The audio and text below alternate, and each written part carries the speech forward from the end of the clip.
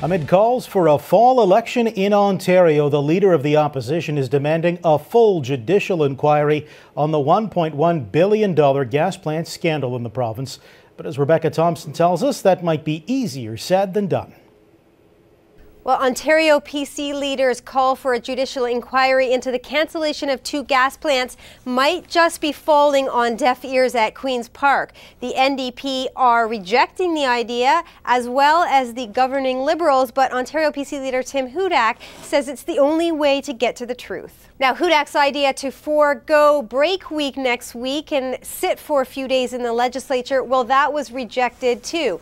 And instead of facing the music in the legislature, MPPs in Ontario will have to hear from disgruntled Ontario taxpayers who now have to face almost $1.1 billion in 2 cancelled gas plants, news that came out of the Auditor General's report this week. Now, the Auditor General was pretty telling in her report and her testimony that the Liberals should have known the costs of moving gas plants was going to put them deep in the red. In fact, the Liberals' clear directive to move the gas plant 250 kilometers away from Oakville, Ontario to Napanee rings in at $513 million. Now, Daniel, we're not about to hear the end of it because the committee that's looking into the gas plant is set to bring in more witnesses in 2 weeks' time. And no doubt there'll be more to come on this latest Ontario Liberal government scandal. Back to you. Right, thanks, Rebecca. Joining us with his take now on the political and financial mess in Ontario is former Liberal strategist Ray Hurd in our Toronto studio. Welcome, Ray. And I just want to get your thoughts initially on the utility of a judicial inquiry like Hudak has called for. Well, a judicial inquiry is a good term. I think it's necessary. And let me tell you why. I thought until this report came out yesterday, I thought that Quebec was the most corrupt province in Canada. You have bikers, you have the mafia, you have corrupt unions, all mixed up, laundering money. But actually, I was wrong.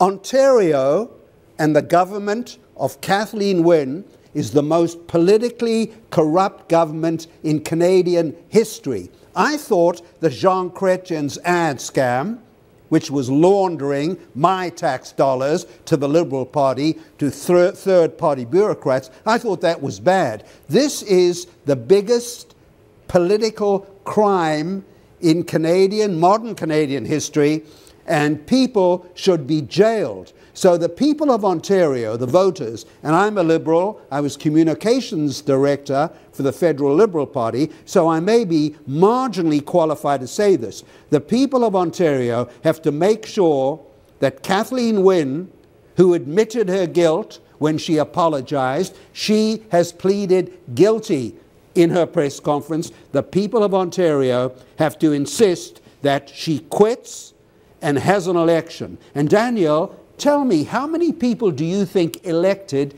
Kathleen Wynne Premier of Ontario? 1,000 some who were who were voting in the leadership process. Insiders, Liberal insiders got together, and the one who should have been chosen, Sandra Pupatello, would have been a better Premier because she had left politics for several years. So her hands, unlike our headmistress, Premier Wynne, her hands did not have the blood of the taxpayers on them. You know, I hear what you're saying, and I'm sure that there is outrage out there. There's obviously some outrage within the legislature, at least among the progressive conservatives, on this issue. But it'll all fall on deaf ears, Ray, because the government controls when motions come before the House and which motions come, and it's almost impossible to have them fall on a motion of non-confidence. I'm not a constitutional lawyer, but I think there are ways around that. That's up to the experts. But let me add one more very important element to your focus here. The leader of the Socialist Party, Andrew Horwath, is acting as the co-premier of Ontario.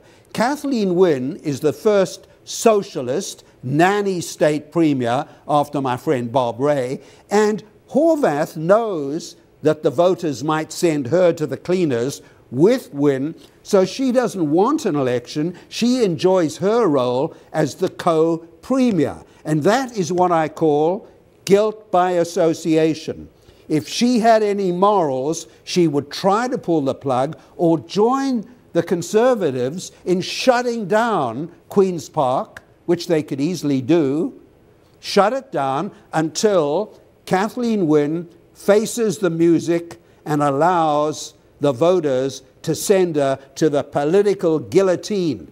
Well, we've only got a minute, Ray, so just very quickly, you know, the soonest that most people say we could see a provincial election in Ontario is spring on a budget. By spring, maybe the scandal about the gas plants will be old news. That is the challenge, Daniel. The challenge for the Conservatives, and Mark Bonakowski, who was a Sun columnist, has now gone to help them. The challenge for the Conservatives and those socialists with any guts or spine is to keep this issue alive every single day.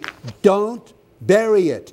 Don't move on to other issues. Repeat it, repeat it, repeat it. And I will tell them, and I wouldn't even charge them for this, here's my advice. Start every sentence that you utter in Queen's Park.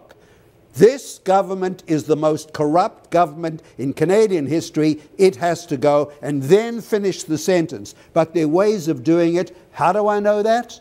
When I was with John Turner in the '88 election, the only issue we raised for nearly a year before the election was free trade. We were against free trade. History tells me we may have been wrong. But it's easy to focus on one issue only, and that issue is that Ontario is the most corrupt province possibly in Canadian history as a result of this. And the crimes are not committed by bikers or mafia. They're committed by elected politicians. That is worse than Louisiana or Maryland when I covered the Nixon White House. Ray, it's almost unbelievable. Ray, we'll have to end it there. Always interesting. I'm sure the conversation will continue. Thank you. Thank you very much.